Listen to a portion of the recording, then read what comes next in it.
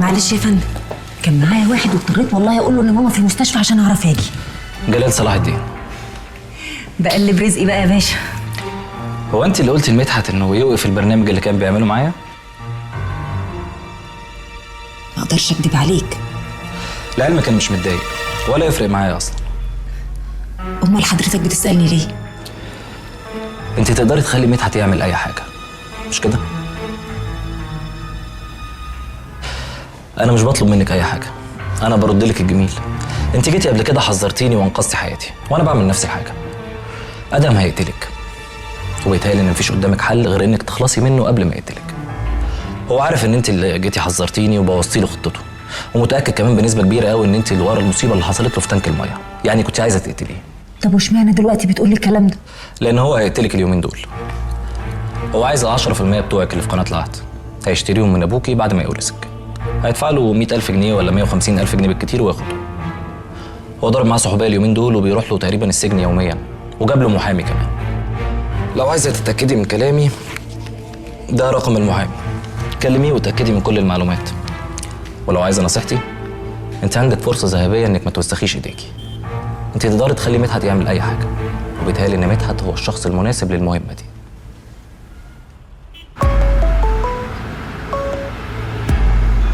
الو. يا مدحت، وحشتني. سالي. لا انت مش بتحلم على فكره. بقول لك ايه، انا عايزه اتكلم معاك ضروري. هديلك عنوان ممكن تجيلي عليه؟ طب قولي. عارف. طيب انا نص ساعه وابقى عندك.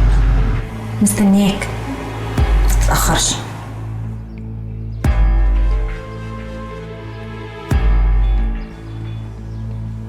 مالك؟ ادهم عاوز يقتلني. نعم. بيقول ان انا غيرتك من ناحيته، واني كنت عاوزه اقتله يوم الفقره بتاعت تانك الميه. ادم لا يمكن يعمل كده. طب خد اقرا دول. ايه ده؟ دول ال10% اللي كتبهم لي جلال صاحب قناه العهد. عارف كتبهم لي ليه؟ مش عايز اعرف. لا لازم تعرف، لازم تعرف عشان تفهم الوهم اللي في دماغك. انا عارفه ان انت شفتني مع جلال وظنيت فيا ظن وحش. جلال كتب لي ال10% دول علشان انت توقف البرنامج اللي بتكشف فيه اسرار ادهم. يعني انت لما جيتي لي عشان تقنعيني ان اوقف البرنامج كان علشان شكلك انت ما يطلعش وحش قدام صاحبك. هي دي كانت نيتي وربنا اللي يعلم. وال10% دول بتوعي انا وانت. انا عمري ما كنت اتخيل ان الخير والمعروف يتقابلوا من ادهم بالشر والوساخه دي. بس ربنا كبير وبكره يظهر الحقيقه. بس هو ادم هيأذيكي ليه؟ هو فيه ولا فيه؟ الفلوس بتغير الناس والطمع بيعمل قلوب. انت عارف ال10% دول يعني كام؟ 10 مليون. 10 مليون؟ وادهم مستكترهم علينا وطمعان فيهم. راح لابويا السجن وضرب معاه صحوبيه وجايب له محامي يترفع عنه. عايز يشتري منه نصيبي بعد ما اموت ويورثني. وانت عارف ابويا مدمن، ممكن يبيعهم له ب10,000 جنيه. لو مش مصدقني ادي الكارت بتاع المحامي اهو، كلمه. بس ده مش دليل برضه. عندك حق. انا طول عمري ماليش حد، وطول عمري مش مكتوب لي افرح. واللي بحبه مش قادر يصدقني. مش قادر اصدقك ايه بس يا سالي؟ طب انت عايز ايه وانا اعمله لك؟ تقتله. اقتله خلصني منه يا مدحت. خليني اعيش حياتي معاك من غير خوف. خلينا نسافر ونسيب البلد دي كلها.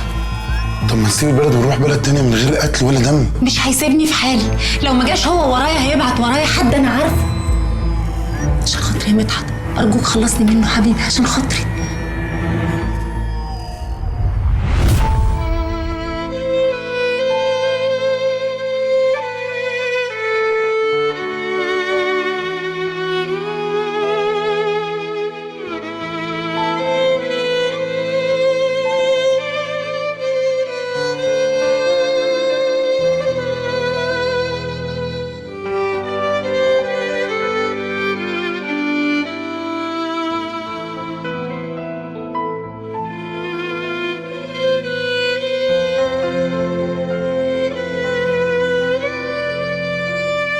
مبروك يا صاحبي.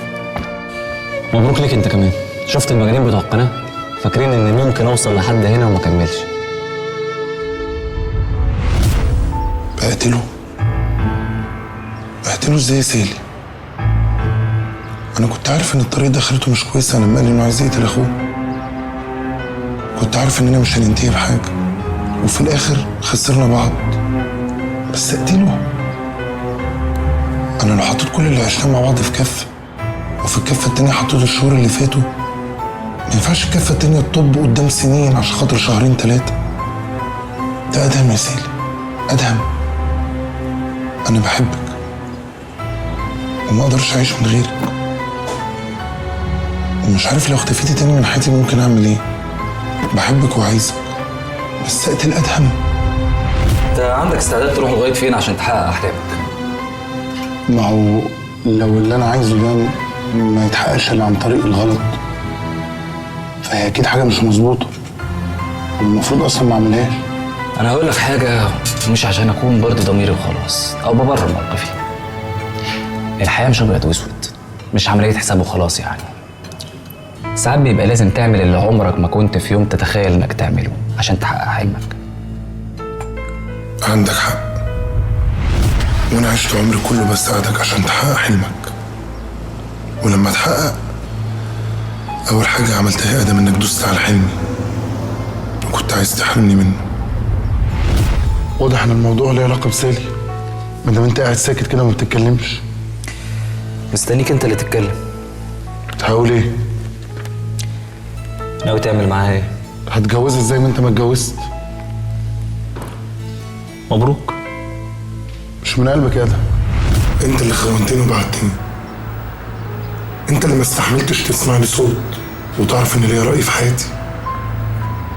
كنت عايز نفضل مساعد، افضل ظل الجنابة، وحتى بعد ما بعدت عنك مش هين عليك تسيبني افرح. نفس اللي عملته في اخوك عايز تعمله مع الانسان الوحيدة اللي انا حبيتها. مش مهم انا عايز ايه او هموت اصلا على ايه، المهم انك انت اللي تفضل عايش وغني وعالي.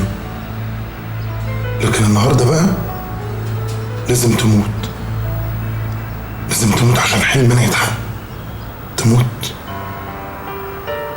لا اقتلك. محتاج ابقى عارف ان مفيش حل تاني.